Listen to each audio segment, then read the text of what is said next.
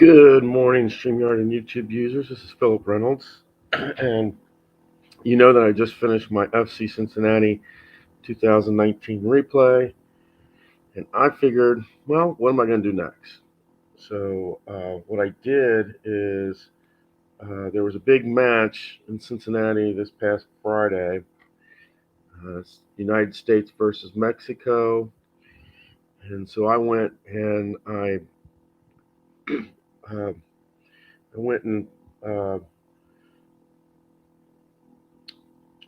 did basically a try to see what I thought, based on my roles, what the score would be.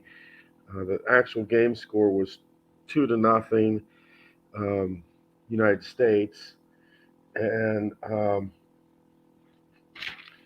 after one complete game, uh, I had a 0-0 tie, and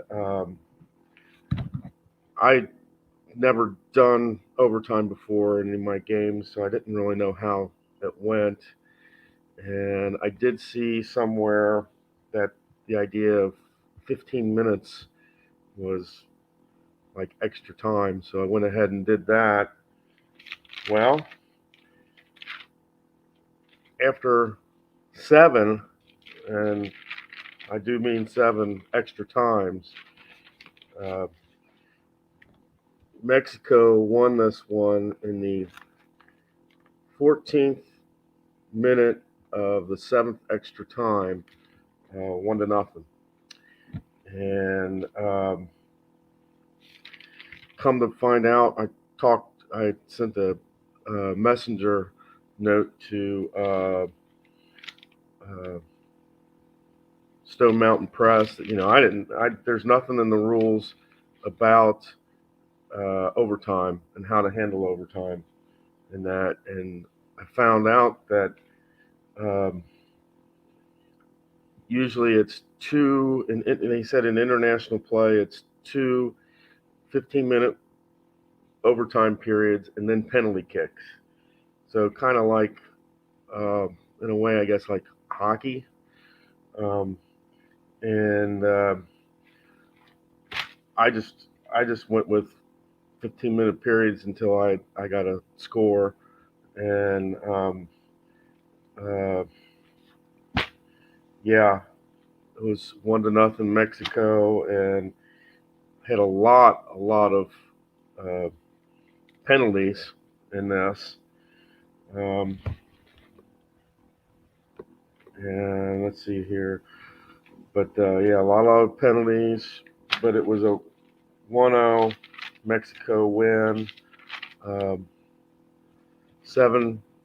basically 7 extra times. Um, and you may say, well, how did you do that? Well, I have what's known as the all national team set, and that's what I used for this replay. And as far as the keepers, I used the best keepers to play this game, uh, because when you're doing uh,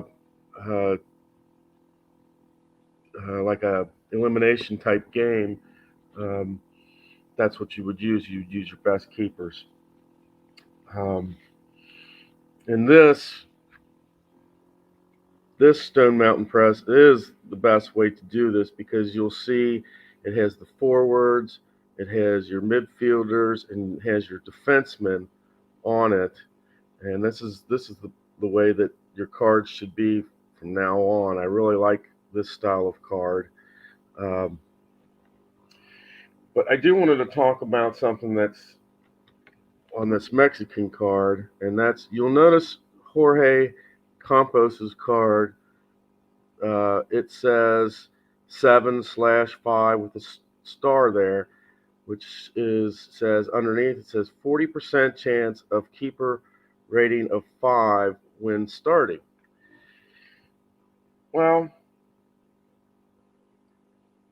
normally you just roll the dice, and if it's 0 to 59, you get that keeper, and if it's 60 to 99, you get the other keeper. But how do you determine whether this guy is a 7 or a 5? Um, and the only way I figure this out is, you take your 60 times 4, which means 1 to 24. And I'm assuming if you roll a 1 to 24 on your 10-sided dice, that means he's a 7. And if it's 25 or above, he's a 5. But there's nothing in the rules. There's not, and even when I asked them about that, because I did message them about this question as well, he said, "Well, just roll your two D10 dice, and but if that's the case, you're just going to go with the 7 rating." So I'm assuming that 1 to 24 means that it's a 7, 25 to 99, and it's a 5 type thing. And this card is not the only card. There's one other card in this set that does the exact same thing. And that's the reason. And that one's you got a 50% chance of this number, and you got a 50% chance of the other number, which would mean, if you get 1 to 50, you get the higher. 51 to the end, you get the lower type thing. That's the only conclusion that I have with that. And this was the first time I used this set, but I just wanted to do this because USA and Mexico was in town this past Friday, and I just did basically my replay of what I thought it would be. Now, though, when I do overtimes or extra times, that's what I'll use. I'll use the 2 15-minute periods, and then penalty kicks. And I didn't know that. It's just something that I found out afterwards. Otherwise, I would have used that scenario in this game. But yeah, that's pretty much that's the most recent game that I did. And my next project with Dice United, I'm still unsure of, but this was basically a 1-day event type thing, and it happened to be in Cincinnati, so I figured I'd do a replay of it. Didn't realize it was going to be the longest game that I've played so far. And let me see how many yellow cards we got here. 1, 2, 3, 4, 5, 6, 7. That's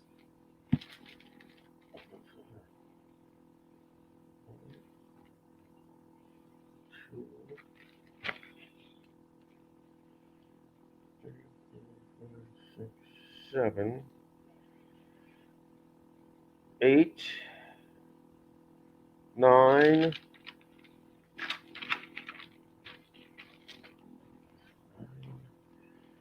10, 11, 12, 13, 14, 15,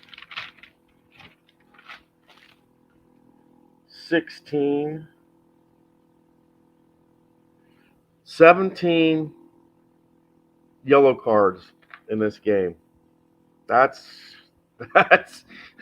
yeah, 17 yellow cards in this game. And I did have a couple guys that had more than